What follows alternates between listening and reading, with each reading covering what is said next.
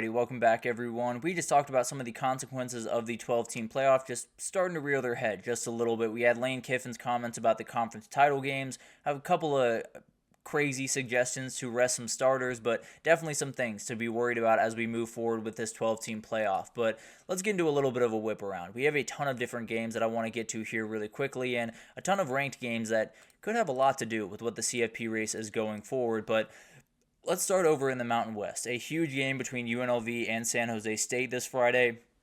Going to be one of those games where UNLV is one of those teams, kind of like Clemson right about now, where they're just waiting for a loss. They're waiting for a loss from Colorado State to open the door where they can get into that Mountain West championship, and we'll talk about that game tomorrow. They have a pretty good shot to lose that game, but we'll break it down tomorrow in more detail. But Hajj Malik Williams has been absolutely incredible since taking over for quarterback from Matthew Sluka. Only 3 INTs, 22 total touchdowns, has over 2,000 total yards on the year, has executed this offense at a very, very high level, and has continued that rise for Brennan Marion, the offensive coordinator, a very talented guy that would not be surprised if he was a head coach somewhere this time next year. But the other thing that's going to be very special to watch in this game is the wide receiver groups. If you are not watching Ricky White and Nick Nash, you're not doing the right thing. These two guys are so talented. Frankly, Nick Nash is my Biletnikoff winner right about now. They are going to make special plays. I absolutely promise you that. Ricky White, not only catching the ball, on punt block, he can make some special plays. He's had 3 punt blocks this year by himself. Absolutely insane. And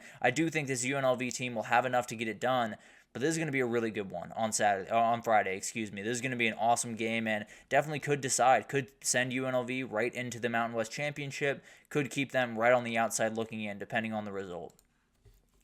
Then we got Wake Forest, Miami. Going to be a very interesting game because Miami's coming off a bye, just looking for a comfortable win. Looking for a win that gives them a little bit of time to breathe, a little bit of time to catch their breath, and then you got to go attack one against Syracuse. That's going to be very, very tough away from home. So this should be a place where you can do that. This should be a place where you can roll, keep it moving. Now, Wake Forest is going to test that Miami run defense that really struggled against Georgia Tech a couple of weeks ago. Damon Claiborne is a really, really talented player. Not over 900 rushing yards on the year, has gotten over 90 yards in the last 3 games. A very, very tough player. One of those guys that if this Miami defense, especially this front 7, does not come ready to play, could be a player that kind of takes over this game and slows it down to a degree that Miami offense does not want to happen. So this is a spot where Miami's just got to roll, and then they can turn their focus to Syracuse. If they've already turned their focus that way, then maybe Wake Forest can shock the world here. That line being at 8 makes me a little bit nervous. I'll be totally honest with you. I think to be honest, I didn't change the line. That's why it's weird to me because the line is 24. I apologize for that. Forgot to change that line fully, but it is 24. It is not 8. If it was 8, then I'd be very, very worried. But they should be fine in this game. I do think they're going to win. I do think the worry meter might go a little bit up with some of the struggles. If they do struggle in this game, then I'll be very worried about them when they go on the road next week. But as of right now, I think they'll win this game with a 24-point margin there. Then you have SMU, the other team in the ACC that's trying to battle for a spot in that title game, and they can punch their ticket on Saturday. If they get this win, they're officially in the ACC title in their very first year, and you look around the way, Colorado and Arizona State looking to do that in the Big 12, Texas looking to do that in the SEC, Oregon's already done that in the Big 10, so could be every single conference that has someone new in it, which would be just absolutely insane and not the way I saw this going at all. Texas would be the last one there that really needs to hold up their end of the bargain. Feel pretty confident that the Big 12 is going to give us at least one new player.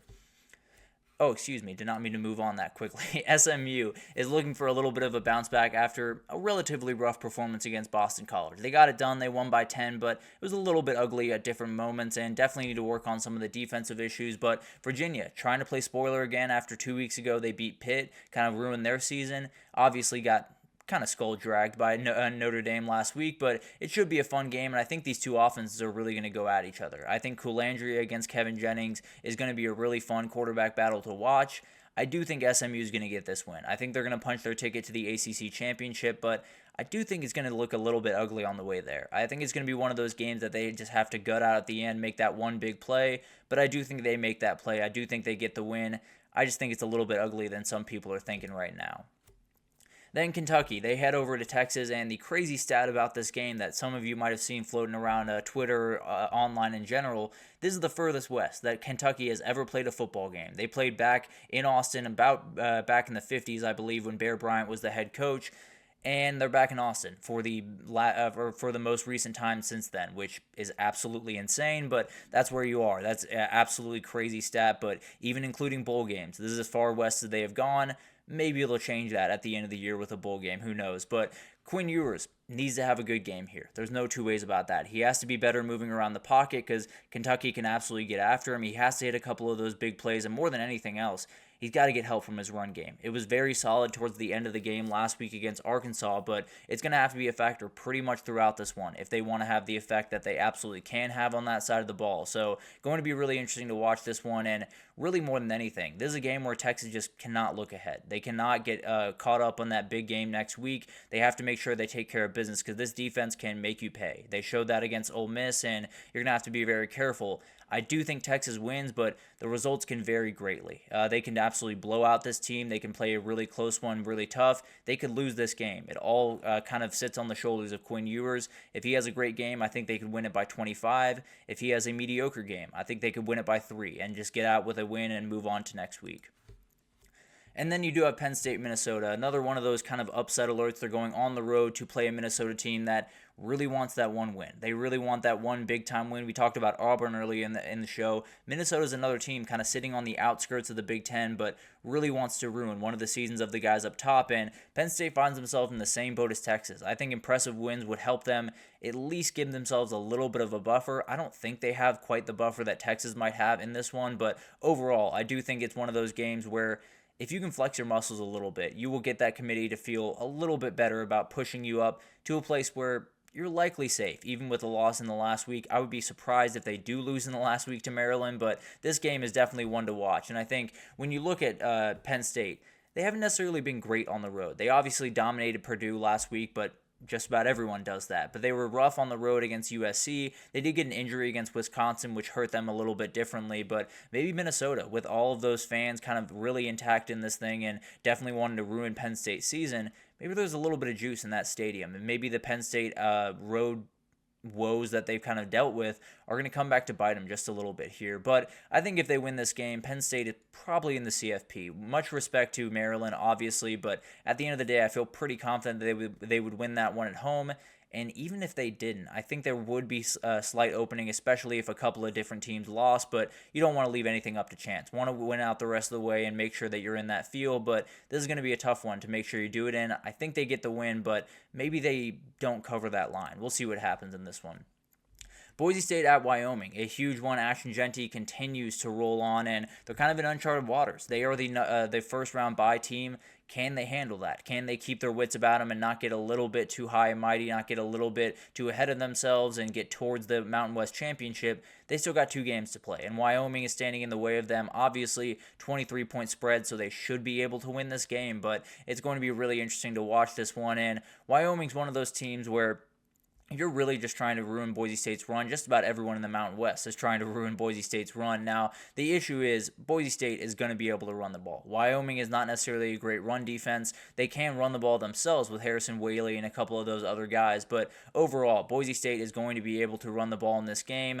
I think they can win it, and frankly, I would stretch it out a little bit. Kind of like last week, you made that one look a little bit better than it was.